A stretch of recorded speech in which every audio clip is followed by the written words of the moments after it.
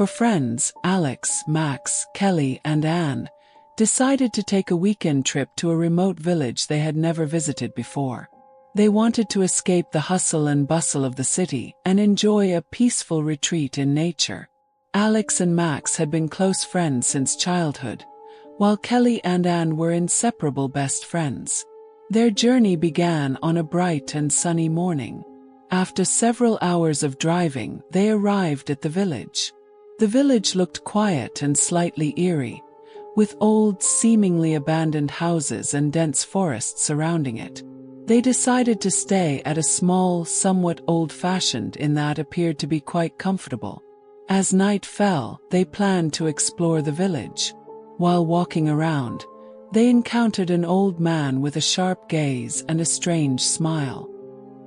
He warned them to be cautious and not venture too far into the forest. Kelly shivered at his warning, but Alex dismissed it as just a scare tactic for tourists. Despite feeling a bit uneasy, they continued their exploration. They soon came across a large, dilapidated house in the middle of the forest. Max, curious as always, suggested they explore the house, and felt uncomfortable, but Alex and Kelly agreed with Max's idea. With mixed feelings, they entered the house. Inside, the atmosphere grew increasingly ominous. The smell of dust and old wood was overpowering. The walls were covered with strange, indecipherable scribbles. As they ventured further, they discovered a large room filled with what looked like old medical instruments. The tools were rusty and covered in dust, as if they hadn't been used in ages. Suddenly, they heard footsteps coming from the floor above. They froze, exchanging fearful glances. "What was that?" Anne whispered, her voice trembling. Without thinking, Max decided to go upstairs, followed by Alex and Kelly. Anne, the most frightened, reluctantly followed from behind. As they ascended the stairs, the footsteps grew louder. When they reached the top floor, they saw a shadowy figure running into one of the rooms. Alex, driven by curiosity, approached the door and opened it. They found a room more horrifying than they had imagined. In the center of the room was a menacing metal chair with chains and ropes hanging around it. The floor was stained with what appeared to be dried blood. They stood in stunned silence, their hearts racing, as a sense of dread began to envelop them. The tension escalated when they heard a cold, eerie laugh. The sound grew nearer, as if someone was right behind them. As the chilling laughter echoed around them, the four friends froze in place. Their hearts pounded in their chests, and fear gripped them tightly. Max, driven by curiosity, stepped closer to the source of the laughter, while Alex and Kelly remained behind, trying to stay calm. Anne, trembling, clung to Kelly's arm. Alex, trying to rationalize the situation, said, "It's probably just the wind or an animal. Let's find out what's going on." Max nodded in agreement, and despite their growing unease, Kelly and Anne followed. They continued to explore the house, moving through narrow, dimly lit corridors and dark rooms. Each step felt heavier as the air grew thicker with a sense of foreboding. They came across several locked doors, but one door stood slightly ajar. Max shined his phone's flashlight into the room, revealing a kitchen filled with rusty, old appliances. But what caught their attention was a long table in the center of the room, covered by a white cloth. And with shaking hands, pulled back the cloth. Underneath, they found a large, old book. The cover was worn and dusty, with an almost unreadable title. Alex opened the book, revealing pages filled with handwritten notes and strange drawings. Most of the illustrations depicted bizarre medical instruments, but there were also sketches of unsettling experiments. Kelly felt a shiver run down her spine as she looked at the drawings. "We need to leave. This place is giving me the creeps," she said, her voice trembling. Anne agreed, but Alex and Max, driven by their curiosity, wanted to learn more about the history of the place. As they continued to examine the book, a sudden loud bang echoed through the kitchen. The door slammed shut behind them, and they heard a key turning in the lock.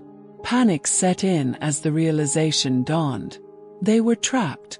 The silence that followed was thick and oppressive. The sound of footsteps became distinct and closer. "Who's there?"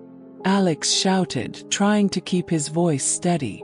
No response came, only the unsettling silence and the occasional soft whisper. Suddenly, the kitchen lights began to flicker, casting eerie shadows on the walls. In the dim light, they saw shadows moving as if someone or something was approaching them. And feeling overwhelmed, clutched Kelly's hand. "We have to get out of here," she whispered urgently. Kelly nodded, eyes wide with fear, and the two of them began to move towards the locked door. Meanwhile, Max and Alex tried to open the door, but it was firmly locked. Max grabbed a rusty kitchen knife and tried to force the lock, but it was no use. The footsteps outside grew louder, and the cold, haunting laughter echoed once more. In a desperate bid to escape, Anne noticed a large key lying on the kitchen counter. "Alex, the key!" she shouted. Alex, realizing what it was, grabbed the key and rushed to the door. As he inserted it into the lock, he could hear the footsteps getting closer. The door creaked open just as the footsteps reached the threshold. Anne and Kelly dashed through the doorway, their hearts racing. Alex and Max followed, with Alex turning to hold the door as long as he could. As they fled through the house, they heard the distant sound of the maniacal laughter and the faint cries of distress from Max, and Anne Kelly ran through the forest surrounding the house, desperate to find safety. Anne pulled Kelly along, her own fear driving her forward. The forest was dark and dense, and they stumbled over roots and rocks as they navigated through the night. Their breaths were ragged, and their eyes darted around, searching for any sign of help or escape. The sounds of their pursuer grew fainter, but the terror remained. They had to keep moving, hoping to find their way back to safety. Little did they know, their ordeal was far from over. Anne and Kelly raced through the dense forest, their breaths coming in ragged gasps. The darkness enveloped them, and every rustle of leaves and snap of twigs seemed to echo their fear. They were desperate to find a way out, but the forest seemed endless and foreboding. After what felt like hours of running, they stumbled upon a small clearing with a faint light flickering in the distance. They hesitated for a moment, then cautiously approached the light, hoping it might lead to safety. As they got closer, they saw that the light was coming from a small, dilapidated cabin in the clearing. The cabin looked old and run down, but the warm glow from a small fire inside provided a glimmer of hope. Anne and Kelly exchanged anxious glances, but they decided to approach the cabin, hoping to find help or refuge. Anne knocked on the door, her heart pounding. After a few moments, the door creaked open, and a woman with long gray hair and a gaunt face appeared in the doorway. She had an unsettling, distant look in her eyes. "What are you doing here?" the woman asked in a raspy voice. "We were chased by someone," Anne explained, trying to stay calm. "We need help. Please, can we come in?" The woman's expression remained unreadable, but she stepped aside to let them in. The inside of the cabin was sparse, with only a few pieces of old furniture and the flickering fire in the hearth. The air smelled of smoke and something earthy. "Sit down," the woman said, pointing to a small table. Anne and Kelly sat down, their nerves still on edge. The woman went to the kitchen area and began preparing something in a pot. Kelly noticed various strange items hanging from the walls, including what looked like odd trinkets and dried herbs. She glanced at Anne, feeling a growing sense of unease. "Why don't you tell me what happened?" the woman asked, stirring the pot. Anne hesitated but began recounting their ordeal, from the creepy house to the chase through the forest. The woman listened intently, nodding occasionally, but her expression remained inscrutable. After a while, the woman brought a steaming bowl of dark liquid to the table. "Drink this," she said. "It will help you regain your strength." Anne and Kelly exchanged worried looks but were too exhausted to refuse. They took small sips of the bitter liquid, trying to ignore the uneasy feeling settling in their stomachs. As they drank, Anne began to feel drowsy, and her eyelids grew heavy. Kelly, noticing the same effect on Anne, tried to stay awake but found herself struggling to keep her eyes open. Before long, Anne was sound asleep at the table. Kelly fought to stay conscious, but the room began to spin, and her vision blurred. The woman watched them with a cold, calculating gaze, her expression unreadable.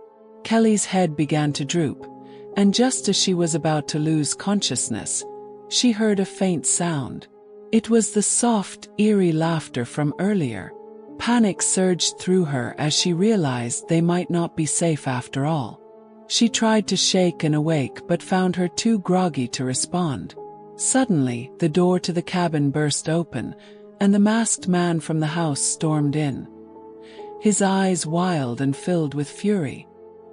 He was followed by two other masked figures. "You shouldn't have come here," he snarled. Kelly, her body feeling heavy and weak from the drug, tried to stand but stumbled.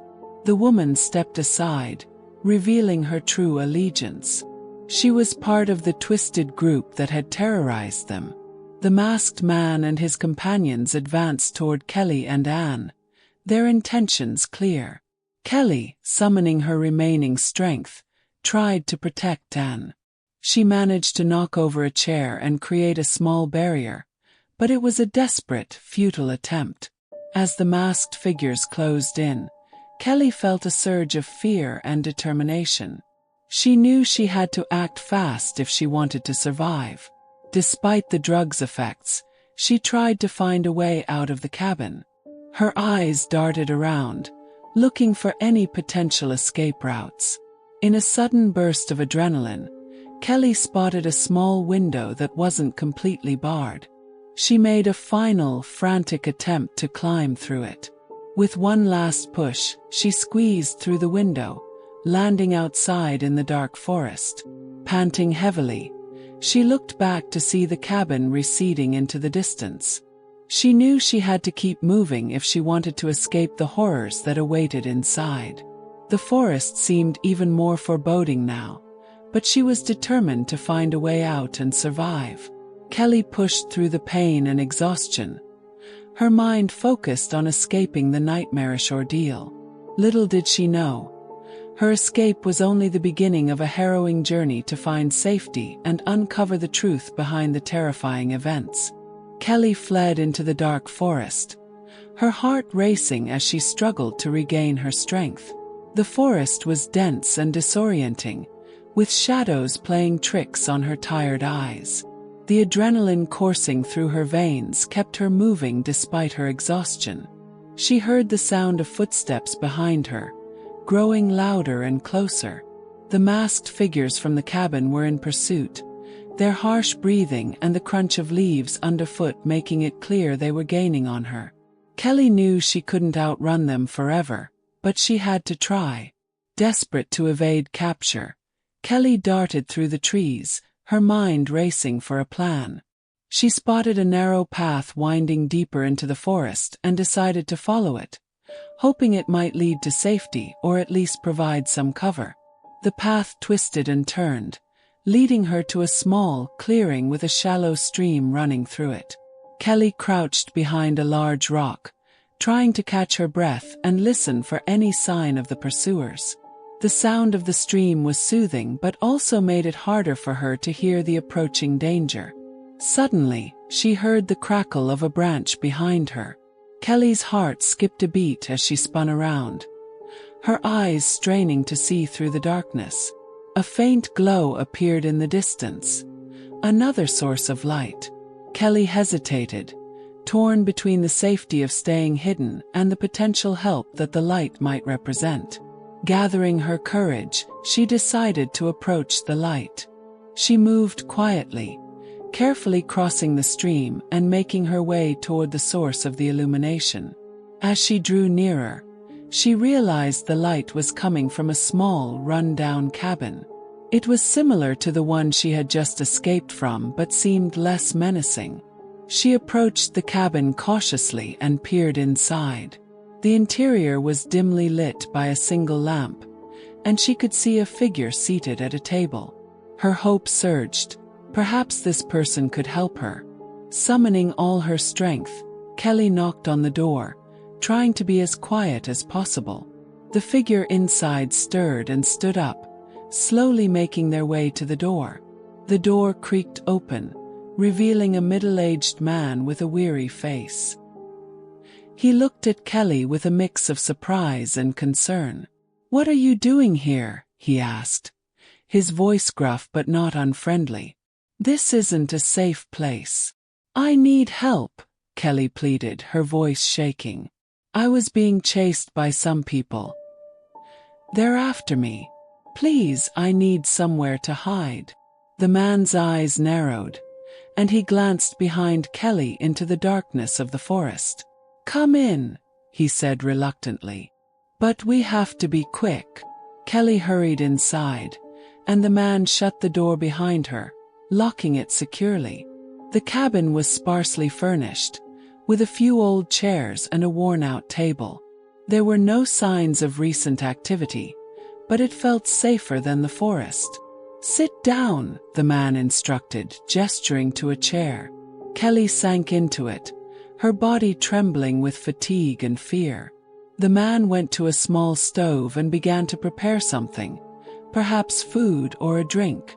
"Thank you," Kelly said, her voice filled with gratitude. "I don't know how to thank you enough." They were. She stopped abruptly as the man turned around, his expression changing. "I know who's after you," he said quietly. "You've wandered into a place with a dark history. The people you're running from are part of a group that has been terrorizing this area for years. They lure people in, and once they have them, He trailed off, his face grim. Kelly's fear intensified. "What are they going to do with me?" The man sighed deeply. "They use the people they capture for their twisted rituals. They believe it keeps their village safe from harm, but it's nothing more than a horrific practice of control and fear." Kelly's eyes widened in terror. "How can I escape? How do I get out of here?" The man looked at her with a sad expression. "There's a way out, but it's not easy. The forest is full of traps and illusions designed to keep intruders from leaving. You'll need to be careful and clever to find your way out." Just then, the sound of distant voices and footsteps reached their ears. The pursuers were getting closer. The man's expression hardened. "They've found us. You need to go now." "I'll try to hold them off." Kelly's heart sank, but she knew she had no choice. She grabbed a flashlight and a map the man handed her, then hurried out the back door of the cabin. The forest outside was as dark and intimidating as ever, but the map gave her a vague sense of direction. As she made her way through the underbrush, she could hear the voices of her pursuers drawing nearer. She had to act quickly, navigating through the forest with a map and flashlight.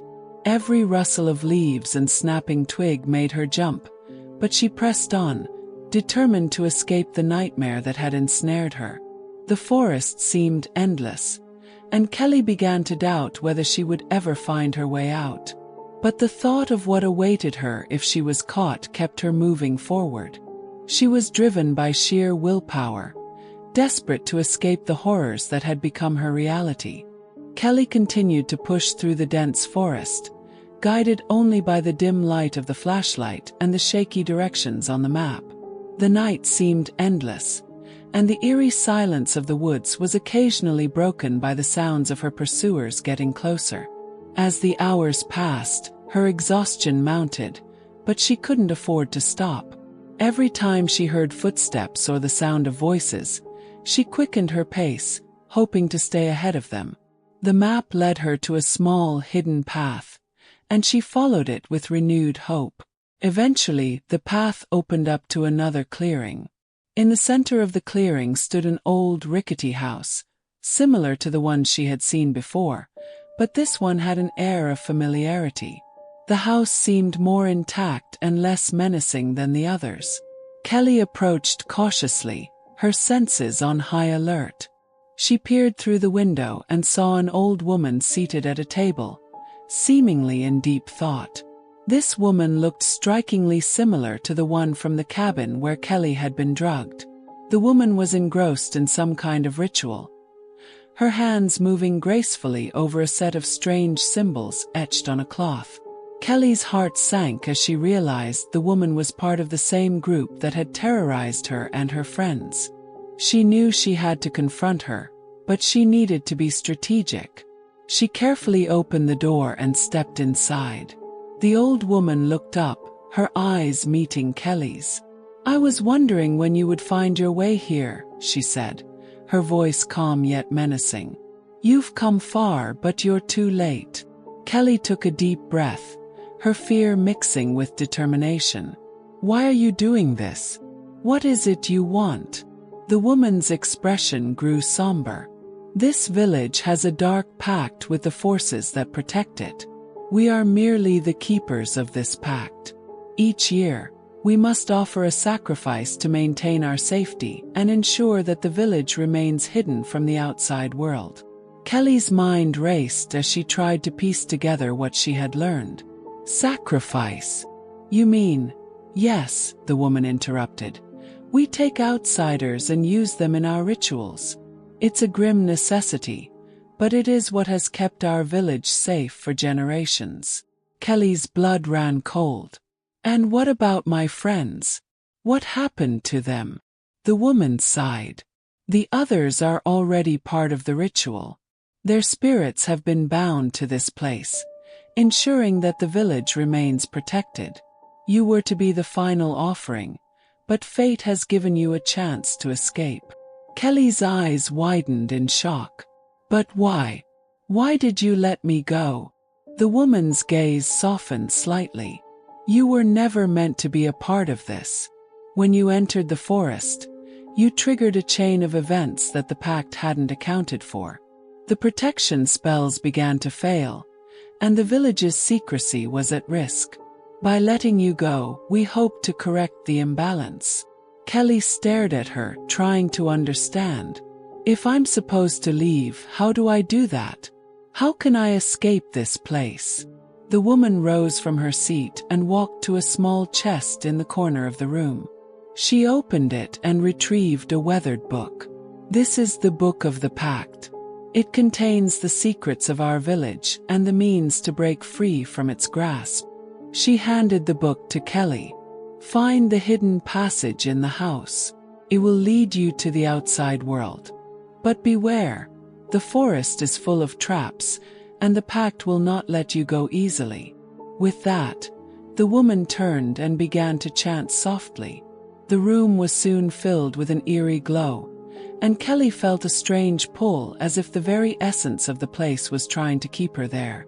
She turned and fled from the room, clutching the book tightly. As she ran through the house, she found the hidden passage the woman had mentioned. It was concealed behind a false wall in the basement. She forced it open and squeezed through the narrow tunnel, emerging on the other side of the forest. The tunnel led to a hidden exit, and Kelly emerged into the pale light of dawn.